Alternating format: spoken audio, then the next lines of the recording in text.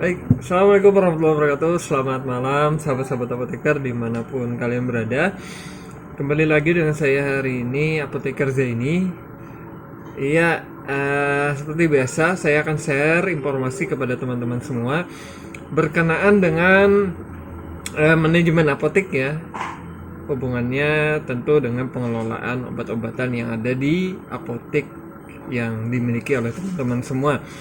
Oke, ada informasi terbaru kemarin ya, dikeluarkan bahwa masker jenis seperti ini, scuba yang tipis satu lapis seperti ini tidak bisa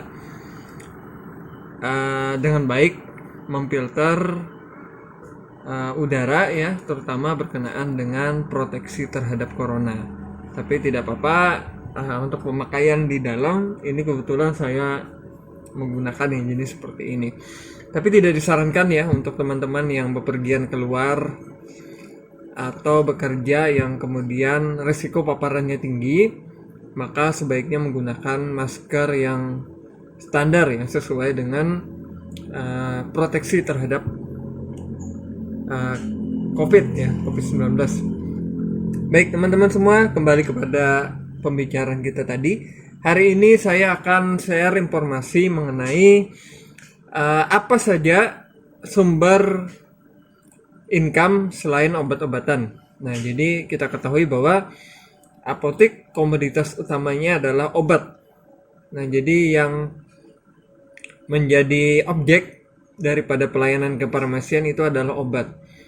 Apakah obat yang kemudian dilayani secara langsung, penjualan langsung oleh apoteker atau tenaga teknis kefarmasian kepada konsumen, yang sudah barang tentu adalah obat-obatan yang memenuhi kriteria ya, obat-obatan yang mana dengan kategori obat bebas terbatas, kemudian obat wajib apotek yang bisa langsung serahkan tanpa resep dokter ya, atau dengan pelayanan resep, yaitu obat-obatan yang kategorinya adalah obat-obatan yang daftar G ya. Nah, apapun itu yang namanya pelayanan kefarmasian, tentu komoditas yang dibicarakan di sana objek utamanya adalah obat. Nah, sebenarnya teman-teman, di apotek itu bahkan kita bisa mendapatkan income di luar dari obat-obatan, dan itu mungkin kalau bisa dikelola dengan baik, maka hasilnya juga lumayan gitu ya, untuk menambah penghasilan atau pendapatan daripada apotek itu sendiri. Nah, oke. Sebelum ke sana, teman-teman semua, maka terlebih dahulu saya akan sampaikan bahwa konsep bisnis apotek modern itu mengedepankan kepada pelayanan kefarmasian berbasis kebutuhan pasien ya. Nah, jadi sudah barang tentu kalau kita bicara kebutuhan pasien datang ke apotek itu tidak hanya melulu soal obat-obatan. Saya pernah menemui beberapa konsumen yang kemudian ke apotek itu justru mencari barang yang lain ya. Contoh, ada di antara mereka datang mencari obat nyamuk. Contoh. Kemudian ada beberapa di antara mereka yang kemudian datang mencari popok ya, atau perlengkapan bayi. Ada di antara mereka kemudian datang ke apotek mencari susu bayi ya, atau susu ibu hamil dan sebagainya. Jadi pada dasarnya orang yang datang ke apotek itu tidak melulu mereka mencari komoditas utama atau yang disebut dengan obat tadi ya. Nah, jadi melihat dari berbagai macam pola konsumen yang datang ke apotek, maka di sisi lain kita akan mendapatkan sebuah istilahnya ilmu baru, bahwa mereka yang datang ke apotek itu justru ada beberapa yang tidak mencari obat. Nah, maka dari itu kalau kita jeli di sana, maka di sana ada sebuah peluang yang mungkin bisa diambil ya, untuk menjadi sebuah diversifikasi. Nah, diversifikasi itu sendiri merupakan apa ya, istilah mudahnya itu kita membuat sebuah pelayanan atau menyediakan sebuah produk yang berbeda atau adanya tambahan daripada komoditas utama yang ada di sana. Nah, jadi kita membuat sebuah inovasi di sana, diversifikasi produk. Nah, maka yang dijual kemudian tidak harus atau tidak hanya melulu soal obat, maka ada barang-barang lainnya. Nah, maka di sini saya coba uraikan ada beberapa barang yang kemudian bisa disediakan di apotek yang dapat menjadi sumber penghasilan. Yang pertama, barang ya. Diversifikasi produk yang pertama, jika teman-teman memiliki modal yang cukup, maka sediakan susu ya, popok ya, kemudian obat-obat suplemen yang berhubungan dengan kebutuhan bayi dan ibu ya. Nah, jadi yang berhubungan dengan masih dalam konteks kesehatan. Nah, itu juga merupakan sebuah diversifikasi produk. Nah, jadi tadi susu dan kebutuhan bayi, jika ruangnya cukup, jika permodalannya cukup, itu memiliki potensi pasar tersendiri ya teman-teman. Itu dari sisi produk. Kemudian manfaatkan space kulkas yang teman-teman miliki untuk menjual produk-produk kesehatan non obat-obatan. Contoh, jual minuman-minuman. Oke. Ya, contoh menjual minuman yang berhubungan dengan kesehatan ya, misalnya yang mengandung vitamin C atau jus-jus organik atau susu ya yang dalam keadaan dingin yang disimpan di dalam kulkas, itu juga bisa nanti menjadi sumber pendapatan tambahan ya. Nah, termasuk juga barang-barang lainnya, misalnya ada makanan-makanan kesehatan yang sifatnya organik misalnya ya, itu juga bisa ditempatkan yang kemudian menjadi daya tertarik tersendiri daripada konsumen untuk membeli. Oke, yang kedua itu ya. Yang ketiga, produk-produk konsinyasi. Nah, saya sudah bahas secara khusus apa itu konsinyasi pada video sebelumnya.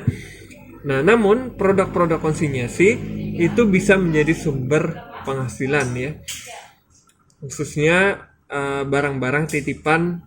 Nah, contoh ya, di tempat saya itu ada barang titipan parfum. Nah, parfum sedikit masih relevan ya dengan apotek gitu ya. Nah, jadi walaupun kesannya bukan obat atau bukan untuk kuratif untuk pengobatan, namun bisa jadi juga dijual di apotek ya, di barang-barang titipan seperti itu ya. Menambah income jika terjual ya. Nah, itu PR teman-teman, bagaimana nanti marketingnya atau penjualan kepada pasien ya. Oke.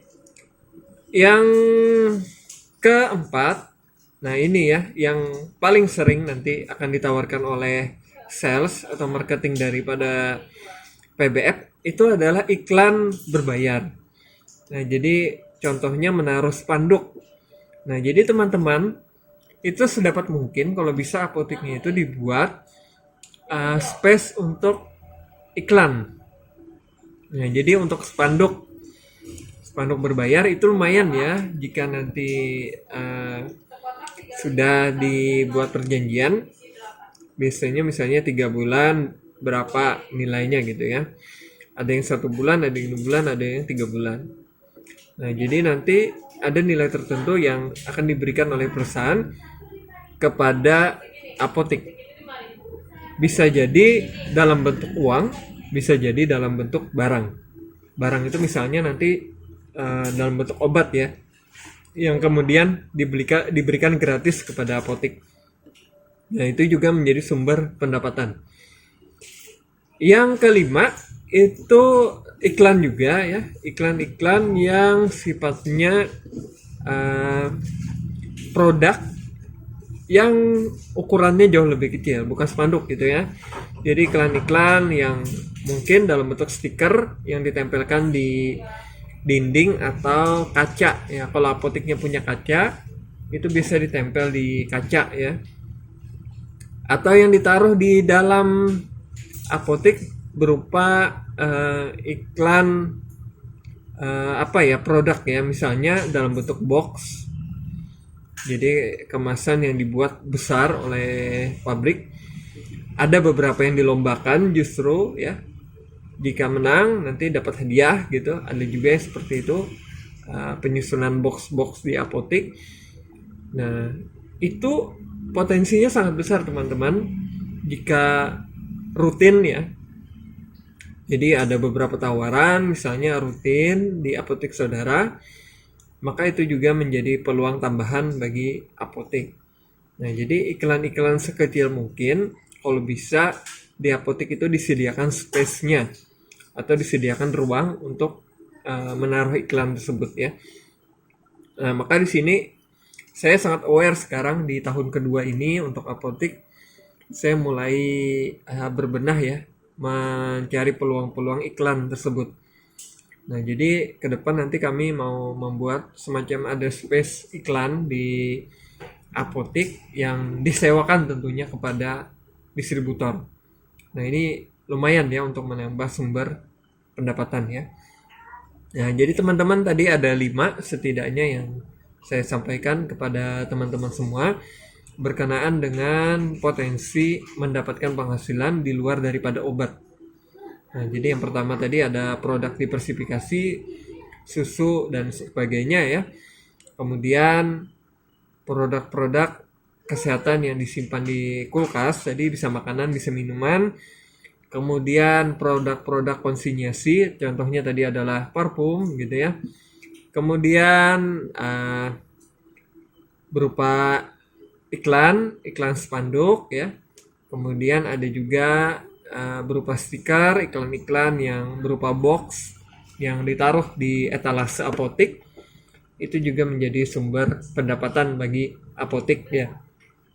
Nah, jadi sebenarnya banyak sekali ya kalau kita memang mau melakukan penjajakan dengan distributor, itu sebenarnya banyak sekali potensinya. Apalagi nanti mereka memiliki program-program yang mungkin kedepannya akan menjadi sumber pendapatannya. Apakah nanti berupa diskon, apakah nanti berupa target penjualan, apakah nanti berupa ya tadi iklan dan sebagainya. Itu banyak program-program yang disediakan oleh distributor. Maka teman-teman, untuk mendapatkan yang semacam itu, jangan lupa ya, jangan membeli obat dari sumber yang tidak resmi.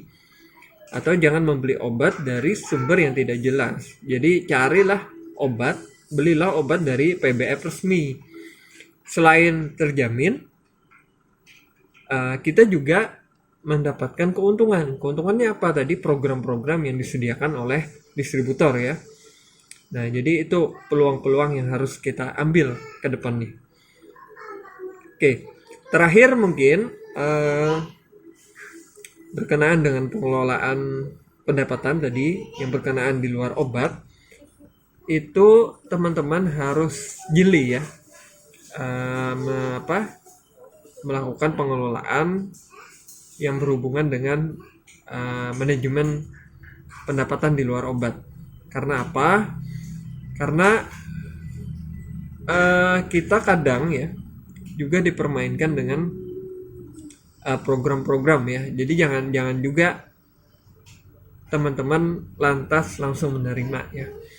Ada program-program tertentu yang memang secara kontrak itu cukup memberatkan bagi kita. Contoh ya, misalnya kita harus ditarget cukup besar, namun mungkin teman-teman akan mendapatkan reward berupa A, B, dan C, dan seterusnya. Itu dilihat dari kemampuan ya.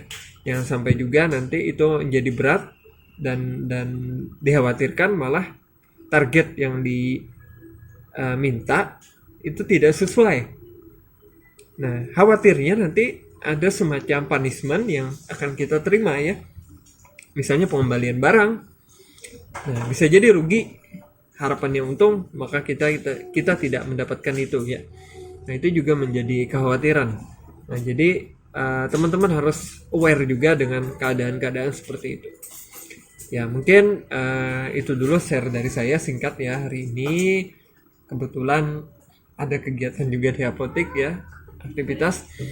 Ya, demikian. Mungkin kalau ada pertanyaan silahkan di chat di kolom chat di bawah ya. Saya juga hubungi saya di WhatsApp, Instagram, Facebook, dan media sosial lainnya. Oke, demikian dulu. Terima kasih atas semuanya yang sudah menyaksikan video kali ini. Mudah-mudahan bermanfaat bagi kita semua. Masih, wassalamualaikum warahmatullahi wabarakatuh. Selamat malam.